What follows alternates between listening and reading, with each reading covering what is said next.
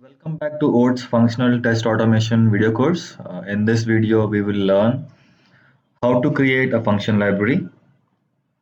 Function library is nothing but a collection of methods that you want to reuse across different scripts or across your project or even across your multiple projects.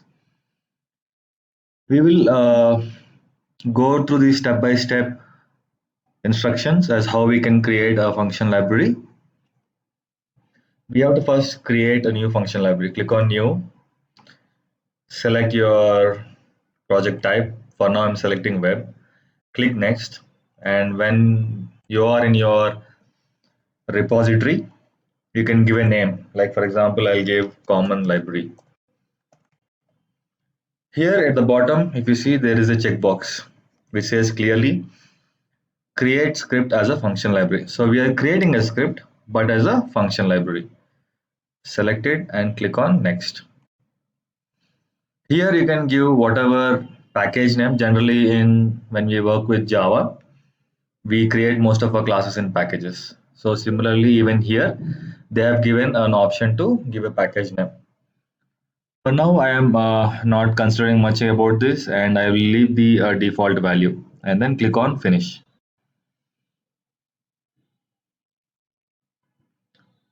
You will not see any difference while creating your function library,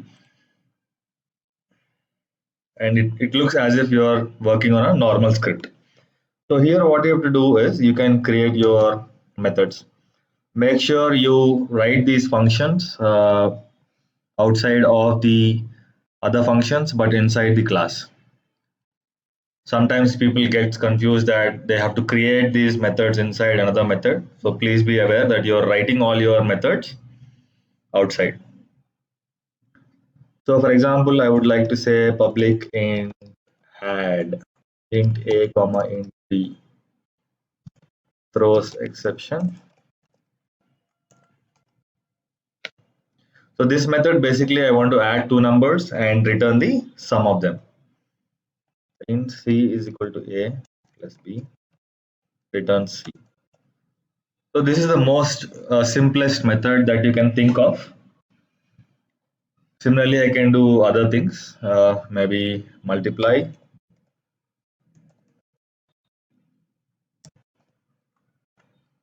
int a comma int b throws exception.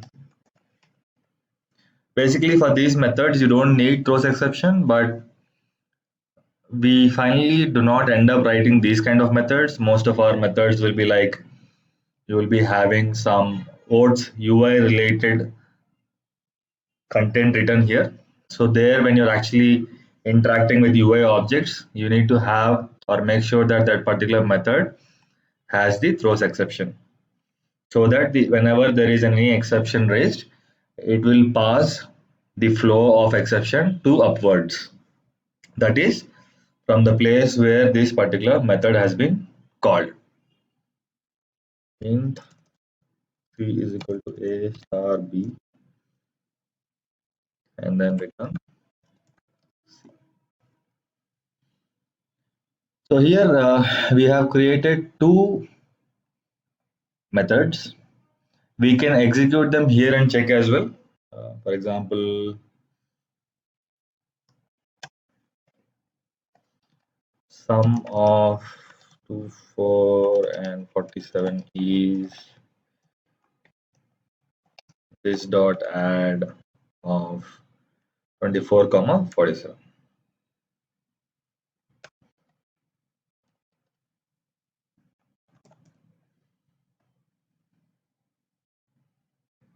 Similarly, we can have for multiply.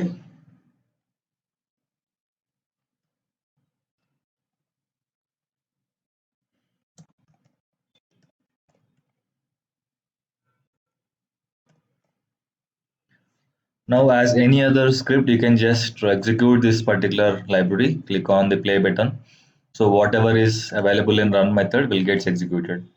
And also, do not forget that initialize and finish will also get executed whenever you're doing a play. So let's see how it outputs in the console. So if you see here, it says sum of 24 and 47 is 71, and multiplication of 24 and 47 is 1128. So it's working fine. Great. So now if I want this function library to be used in my other scripts, that is my actual automation scripts where I am automating my scenarios. So what do we do? First, let's create a sample script.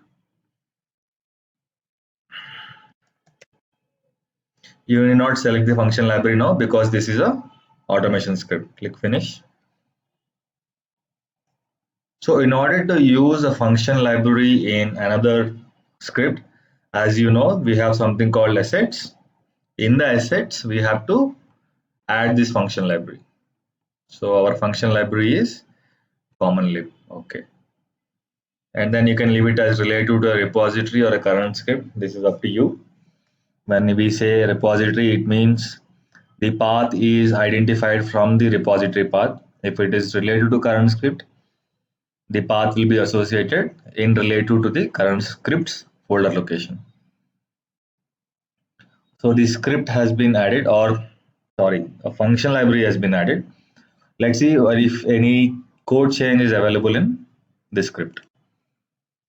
If you see, generally this is how it looks. We will have all these 4 lines by default, but now because I added this function library, you have a new line called an annotation with function library. This is the alias name, and then the package that we have actually had earlier, and then it creates an object. So we can use this particular object in your method and use it. Now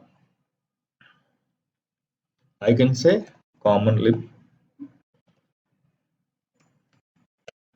Similar to earlier, we'll say sum of numbers 12 and 47 is. Now we have to use the object common lib dot add of 12 47. Similarly, we can do for multiplication.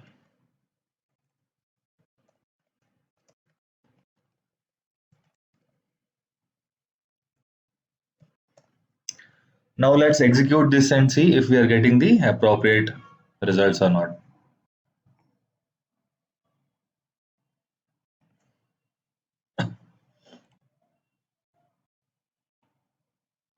Okay, so if you see here, we still got a similar kind of output. Sum of numbers 12 and 47 is 59, and 12 and 47 is 564. So basically, we were able to create a function library, and also we have associated to our scripts, automation scripts, and then we have used it. So this is how you actually use your function libraries. There is a small information I want to share here. Generally, if you run any script, it will call initialize and finish methods for sure. But because these methods are called from a function library, the initialize and finish methods of these function library are not called even once.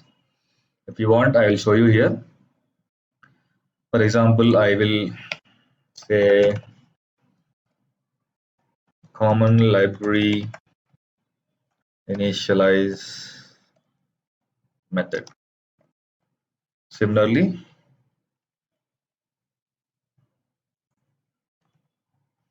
finish method.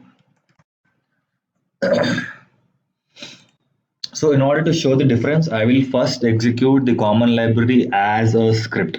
When we call as a script, the initialize and finish will get executed. Okay, so let us execute now and see if the initialize and finish are getting displayed or executed. So if you see here, common library initialize method, the two statements in run, and then the common library finish method. Now let us see what will happen if the same methods are called from inside the script. So this is the script where we have associated the function library and we are calling the methods. So as per the architecture of this particular program. It will only call the methods, but it will not call the initialize and finalize methods of the function library. Let us execute and see.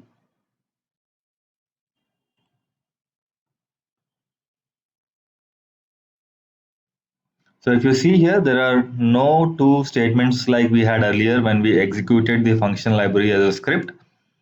It only displays the statements based on the run method of this script. If you add any initialize and finish methods for this script, obviously they will get executed.